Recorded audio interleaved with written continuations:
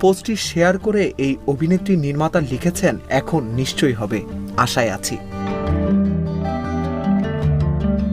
2020 সালে আসিফ নজরুলের দেওয়া ফেসবুক পোস্টটি ছিল এমন, যদি ক্ষমতা থাকতো আইন করতাম, বর্তমান বা সাবেক প্রেসিডেন্ট, প্রধানমন্ত্রী ও মন্ত্রীগণ চিকিৎসা নিতে বিদেশে যেতে পারবেন না। ক্ষমতা, চাকুরি বা ব্যবসা কোনোভাবেই তাদের সন্তানরা সরকারের সঙ্গে সংশ্লিষ্ট হতে পারবেন না। সপ্তাহে অন্তত একদিন তাদের গণপরিবহনে চড়তে হবে। রাস্তায় চলাকালে তারা অন্য একটি যানবাহনও থামিয়ে রাখতে পারবেন না। বিদেশে গমনের ক্ষেত্রে তারা অতি জরুরি ছাড়া কোনো সফর সঙ্গী নিতে পারবেন না। এ বিষয়ে সংসদকে জানাতে হবে।